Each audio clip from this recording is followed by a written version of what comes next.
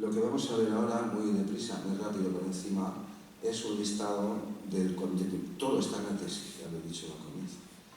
De estos objetos que nos dedicamos, el corazón de nuestra tesis, a documentar. Estaban todos dispersos en publicaciones y ni siquiera en inglés ni en alemán existía una revisión exhaustiva y detallada de cuántos de estos ejemplares iconográficos habían sobrevivido. Y ciertamente muy pocos, no pasa de 40 en el caso del Hydraulis, muy pocos. Todo está documentado y quien tenga interés no tiene que preocuparse por eso. Solo tiene que escribir Ecos de Grecia en internet y automáticamente se descarga la tesis. Y ahí está todo. Bueno, nos encontramos con esta situación. La práctica musical romana estuvo llena de estos instrumentos que todos son polifónicos. Para quien no sea músico, tengo que recalcar que esta es una distinción muy importante. Porque mucha gente dice instrumentos no. No es lo mismo, sin molestar a ningún instrumentista, no es lo mismo un triángulo o una flauta sencilla que solo puede hacer una nota tras otra, que instrumentos que pueden producir varios sonidos a la vez. Porque en ese caso tienes que ajustarte a la estructura de la naturaleza, es decir, a las proporciones de Pitágoras o a lo que tu cultura dicte, bien por motivos religiosos, culturales o lo que sea. Es decir, no se puede utilizar cualquier sonido, sino que en función de la cultura, el tiempo y otras circunstancias, ciertos sonidos están permitidos y otros no. De modo que ignoramos todos los instrumentos, todas las fuentes iconográficas que eran monofónicas, que solo pueden producir un sonido detrás de otro y no dos o más a la vez, y nos centramos en recolectar, averiguar dónde estaban, en qué museos, cuántos había, listarlos, detallarlos, y ese fue el corazón de nuestra tesis, y se complementó con la persecución de la música pagana, probablemente por ser polifónica. ¿Qué es lo que más ofendía a los oídos cristianos? Incluso hasta el Concilio de Trento. Pues el placer auditivo, el placer de los sonidos. Y el placer de los sonidos, sin negar el gusto por la monofonía, pues deriva de la concurrencia de muchas voces concordantes en ciertas proporciones. Bueno, no es lo mismo escuchar, gustos hay de todos los tipos, a Alejandro Sanz o a Queen, que escuchar música moderna contemporánea microtonal, que gustos los hay para todos. Yo no estoy criticando ni comparando, pero sobre todo para quienes no sean músicos, que puedan entender lo que estoy intentando decir. Es decir, sobre los aulos dobles, la monografía que revisase las pocas fuentes supervivientes era inexistente. Nosotros la estamos acabando, pero hemos elegido solo aquellos aulos dobles en donde los tubos son disímiles o las manos están colocadas en puntos diferentes de los tubos. Aulos dobles, que eran oboes, como se dijo correctamente ayer aquí, similares o idénticos para duplicar, eso también existió, y simples, y de todos los tipos. Pero el aulos, que era el único instrumento que estaba invariablemente presente en las tragedias para acompañar a los coros, y en todos los funerales hasta el final del periodo romano, pues era, como dijo, no recuerdo ahora el autor tampoco, biforem cantum, claro, evidentemente, emite dos. Es una incongruencia construir laudes con 6 cuerdas para después producir octavas o melodías paralelas. Es absurdo. No ha llegado tampoco ninguna indicación al respecto. Esto es una pelota que va rodando más o menos desde la Camerata Bardi, 1500. Y obviando el milenio anterior del cristianismo, que no dijeron nada y es más, borraron pues todo.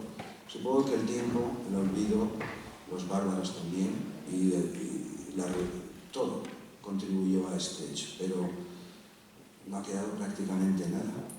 En el caso de las gaitas era inexistente, nosotros la hicimos exhaustiva. En el caso de las launedas o tubos triples, que ahora mostraré un ejemplo también.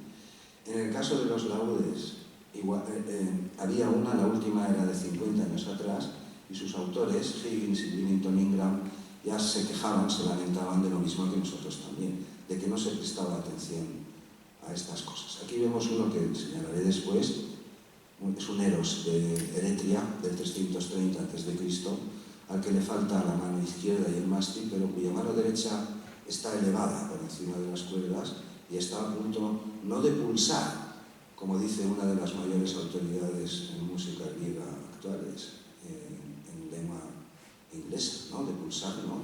Pulsar es con un dedo una cuerda, o con dos cuerdas, va a rasgar. Esta es la palabra, entre músicos se puede hablar y no hay por qué disimular las cosas. Después la mostraré mejor. Y en el caso de los hidráulicos y de los órganos neumáticos, igual. Sí que había hace 50 años una buena monografía, excelente, la de Perrot, esto no ha sido superado. Está en castellano también, pero esta no nos dio tiempo a incluirla en la tesis. Se ha publicado un artículo sobre las fuentes literarias supervivientes, después diré dónde está. Y tenemos otro a punto de cerrar. Pasa que hemos detenido nuestra actividad en este campo por otra historia que mostraré al final, por el cuadro más grande del Louvre, y hace 6 años que hemos congelado todo lo demás. Pero tenemos también las fuentes iconográficas de órganos listas, o prácticamente listas, y algún día pronto las sacaremos. Esta es una lista que mostraré después para que comprueben lo mismo. Este es el Guido de Eretria, que huelga que insistan en que esté listo. Aquí vemos ejemplos incluso egipcios de lo que he dicho antes. No hay una ni dos, hay al menos 50 y tantas fuentes. Este es el artículo sobre Aulós que también tenemos en marcha hace tiempo y también congelado, pero solo de Aulós, de tubos disímiles o cuyas manos están en puntos diferentes del tubo. Incluso en algunos casos egipcios están cruzadas las manos. En la tumba de Van, no recuerdo, se pronuncia exactamente también. Esto algo tiene que indicar, como el hecho que ya lo apuntó Kurt Sachs, de que en las escasas representaciones también que hay de artistas egipcios, siempre se detallan las manos, aunque sean esquemáticas, que es lo que suele ocurrir con este tipo de arte, siempre se dibujan, se detallan los 5 dedos de cada mano abiertos. Es este, pero no recordaba que lo tenía. Por ejemplo, vemos cómo las manos se cruzan. Estos son trastes también. Si hay trastes sobre un mástil, eso decimos que es de propósito calculado o intencional. Y los trastes no se colocan a bulto, sino allí donde tú vas a obtener las notas que tu cultura o tu confesión te permite. Él es Stephen Hager, un fenómeno de estos temas de Aulós, un personaje. En YouTube también se le puede escuchar. Ha escrito bastante. Aquí vemos un conjunto instrumental pues bastante curioso, porque un artista con bastantes cuerdas, 2 Aulós dobles, aquí, un laúd, una lira y percusiones. Pero aquí lo curioso es que, aparte de los 2 auletas, todos los demás pueden cantar a la vez. Es decir, esto no puede ser una sinfonía, no puede ser. Aquí vemos otros ejemplares. Este es el hombre orquesta de Alejandría. Hay otras 3 estatuillas también procedentes del entorno de Alejandría, parecidas, similares. Llaman el hombre orquesta porque tiene una flauta de pan, parece que tiene un fuelle debajo del brazo para insuflar una especie de gaita o algo, y también lo que presiona con el pie se ha dicho que puede ser un escabelum o instrumentos de percusión, pero también un fuelle. Esto es lo que se ha sugerido. Y aquí vemos a un gaitero, un sátiro descansando, ha colgado su gaita en el árbol. Vemos cómo tiene 2 cantores, además de la rana. Bueno, como la gaita también puede ser simple, claro. Si te pones un solo tubo, pues es simple. Pero este no es el caso. Digo que con las gaitas no se construyen para eso. Esto es lo mismo que decía, una lista dedicada a Aulós, que la veremos después. Aquí vemos algunas de las gaitas romanas, solo una pequeña selección. Un cuarteto del 6 a.C., en un arco que ya ha desaparecido, están aquí. Eran estos arcos que tallaban. Ha desaparecido por las guerras, pero se conserva de los libros de viajeros del 17 y 18, se conserva un detalle. Esto es una gaita. Y esto, que es el obelisco de Teosio en Constantinopla, en 4 después de Cristo, esto también es una gaita. También hay 2 órganos, uno a cada lado, en un momento lo mostraré. Esto es una gaita muy curiosa, se supone que es una gaita. Y aquí vemos otro, este mosaico es del siglo VI después de Cristo. Aquí vemos los trastes más antiguos conocidos sobre laúdes, más de 4.000 años, en el entorno mesopotámico, trastes también en Egipto, que los hemos visto antes, un mosaico también del siglo V, VI después de Cristo, donde vemos un laúd con 3 cuerdas, quizá un esquindapsos griego, puede ser, pero los ejemplares que hemos localizado, mayormente romanos, solo 18 fuentes helenísticas, 15, y otras 18 romanas, estas casi todas sobre sarcófagos del siglo II en adelante, tienen 6 cuerdas. Este instrumento estaba por todas partes, en cualquier burdel, en cualquier taberna, en todas partes. No son los instrumentos oficiales para las grandes celebraciones, son los instrumentos con los que la gente se divierte, o los músicos divierten a la gente. Y este es un laúd bizantino del siglo IV después de Cristo.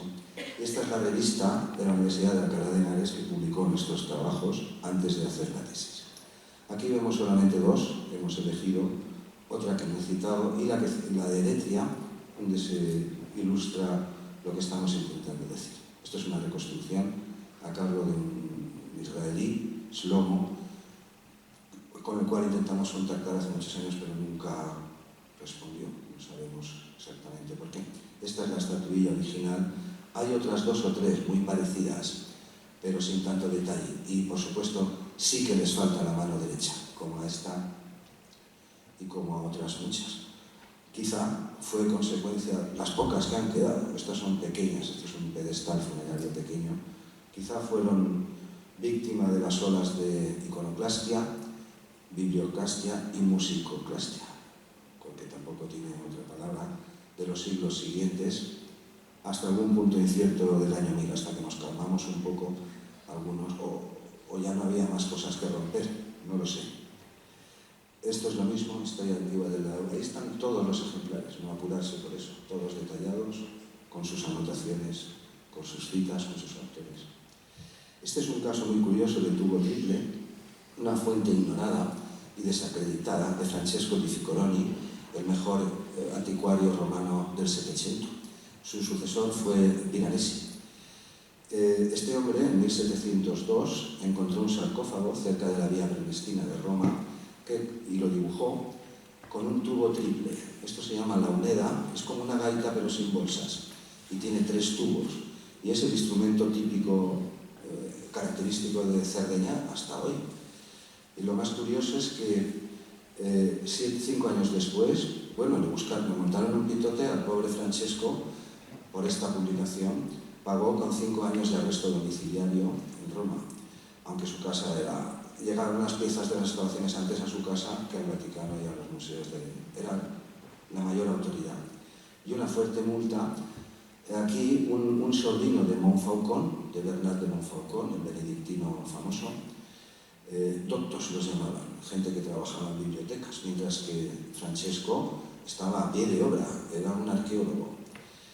Pues su sobrino, recién ordenado obispo, durante su viaje a Italia, el Gran Tour que le acompañó, el de Montfaucon, acompañaba a Montfaucon, a su tío, pues el hombre, además de comerse un angelito en la descripción y en otras ediciones sucesivas hasta 2, en vez del tubo triple dibujó un cuerno, que se ve aquí, lo voy a mostrar mejor. Este es el sarcófago completo, lo he tomado de otra presentación que hicimos hace poco en Georgia. Aquí se ve ampliado este músico que hay aquí. Este sarcófago existe, lo localizamos en el Vaticano, nos respondieron, lo tienen, aunque no está visible, está en salas. Y lo ha datado el Vaticano en torno al 240 después de Cristo, medio siglo antes de Constantino. Y está allí, les voy a mostrar la foto. Esto que vemos aquí, ahora aclararé qué es el launeda más antiguo, el tubo triple más antiguo. Aquí lo vemos, de Filippo Satorre, del sobrino de Montfaucon, no hace falta decir nada más. La literatura hasta ahora había prestado más crédito a un doctor de biblioteca que a un arqueólogo que dibujaba sus cosas y las encontraba. Pero hemos demostrado que esta fuente era auténtica, era verídica. Aquí vemos el detalle, lo que él dibujó, una foto que está publicada en un libro alemán, al final lo conseguimos, y aquí vemos la ampliación. Esto es lo que él dibujó. Y aunque no se aprecian los tubos enteros tal como los dibujó, supongo que se aprecian, ¿no? Sí. Se ve claramente como en efecto eran 3 tubos y no un cuerno doblado simple monofónico. Este es el mensaje. Esta fuente, digo, es muy curiosa porque este instrumento ha sido ignorado. Solo hay 13 fuentes a partir del siglo VII, 8 mejor, en los monjes pictos cristianos de Escocia y por ahí, hasta las cantigas de Alfonso X el Sabio. Hay dos, las cantigas, hay una pareja de tubos triples, de intérpretes, y antes esta figurilla itifálica que fue encontrada en Itiri, aquí en esta punta de Cerdeña, y había, eso es, un gap, como dicen los ingleses, un intervalo de 1500 años, desde el 8 a.C. Esta cultura lo que pasa es que no escribía, la cultura nurágica, la de Cerdeña, pero este era su instrumento característico, como lo sigue siendo hoy, incluso por grupos de tubos triples. Desde el 8 a.C. hasta el 8-9 después de Cristo, y en medio nosotros rescatamos de la academia, porque estaba publicado, pero una fuente desacreditada, como siempre. Me imagino que por inercia, por no comprobar las cosas, no sé exactamente por qué, pero es la única fuente existente. 8 a.C., 240 según el Vaticano, y nosotros no lo vamos a discutir, y después del siglo IX, finales 9, hasta las cantigas, y no hay más. Y referencias literarias no existen. También le dedicamos una monografía, también hay una lista para ellos, ahora la seguiré. Y estos son los hidráulicos, es el último invitado, solo nos quedan las conclusiones. Aquí vemos el obelisco de Teodosio, hemos puesto aquí una O grande para señalar los dos órganos. En este caso neumático, se ve como hay dos pequeños niños, bueno, como se seguía haciendo en la Edad Media después también, los órganos. Unos fuelles grandes donde se suben personas de poco peso y insuflan el aire. Hay dos, uno a cada lado. Aquí está la gaita, que hemos enseñado antes, y aquí se ve la ilustración, lo que estaba diciendo. Esta es una lámpara procedente de Cartago. Había una fábrica de este tipo de lámparas con forma de hidráulis y de otras cosas. Era de posesoris y se han encontrado de este tipo, lámparas de aceite de este tipo, aquí se ponía la candela, al menos 4, y luego hay otras representaciones también sobre otro tipo de lámparas más sencillas, como las que tenemos por aquí.